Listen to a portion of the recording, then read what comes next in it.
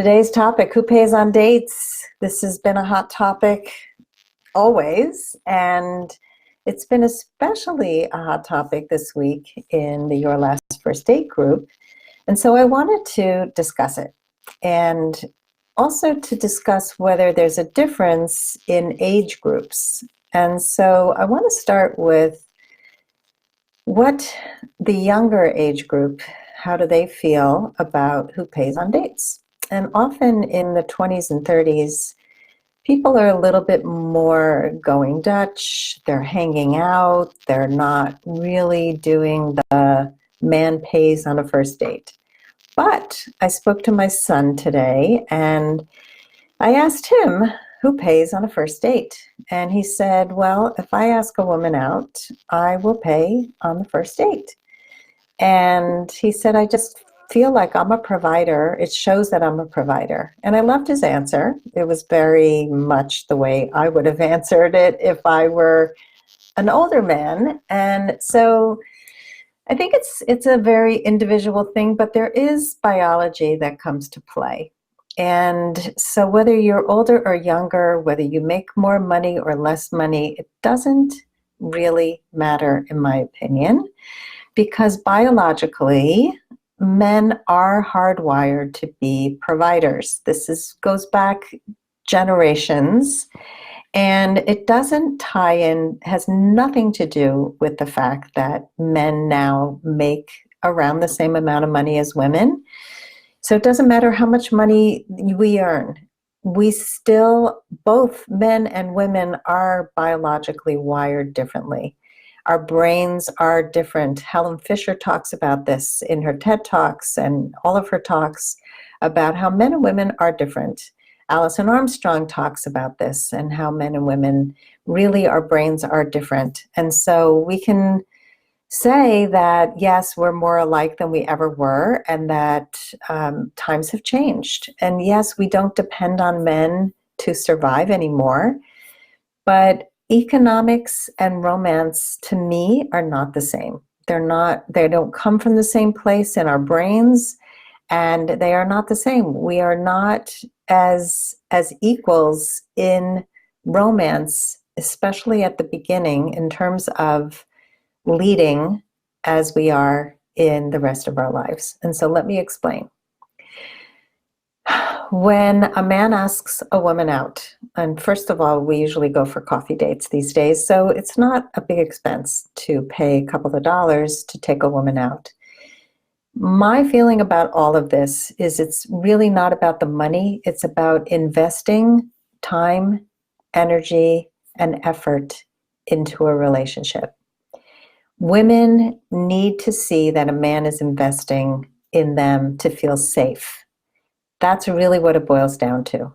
And so if we don't feel safe, if we don't feel cared for, we get anxious. We start to wonder, does he really care about me? Am I putting out more effort than I'm receiving? And often we do. Often, these are the complaints that I see all the time. I did everything for him. I cooked for him. I cleaned for him. I paid for dates.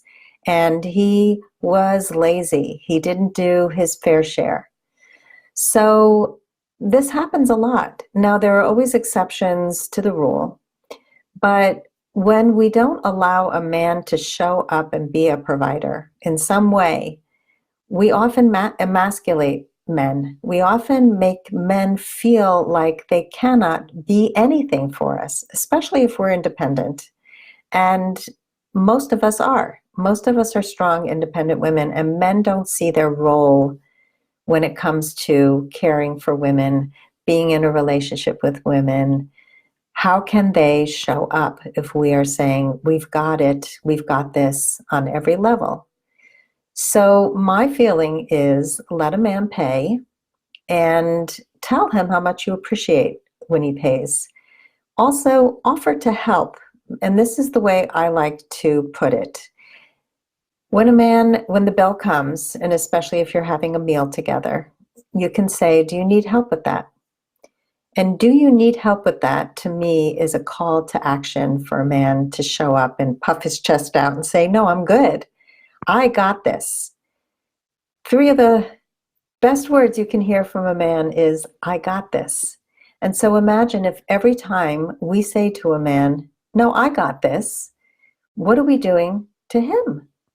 Right? How is he feeling about, I got this from us? And so that's the way I see it. You may disagree, that's fine.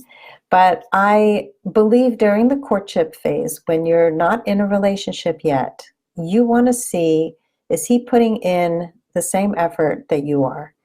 And that goes to, is he planning dates? And again, not every man likes to plan, but you can tell a man, I love when a man plans.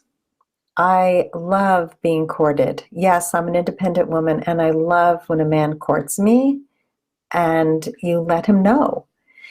So I'm going to give you an example of this. I had a client many years ago who was in her 60s. She's dating again after divorce, and she finally met a guy after many, many dates that she really liked. And he didn't have as much money as she did.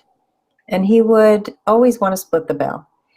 And she let him know that she really liked him and that she also really liked to be courted. She liked to be treated. And that they didn't have to go anyplace fancy, but she really liked to feel cared for. That was important to her. And he stepped up.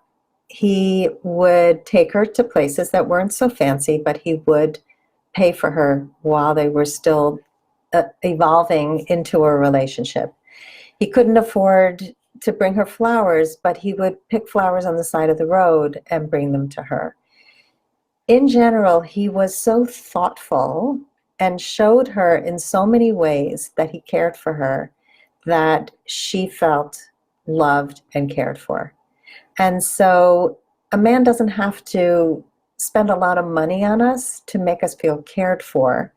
But if he's constantly doing nothing or letting you pay or never planning, then it's hard to feel that he's really investing the time and the energy into getting to know you and caring about you. So that is how I feel about who pays on dates. And again, this is the courtship period.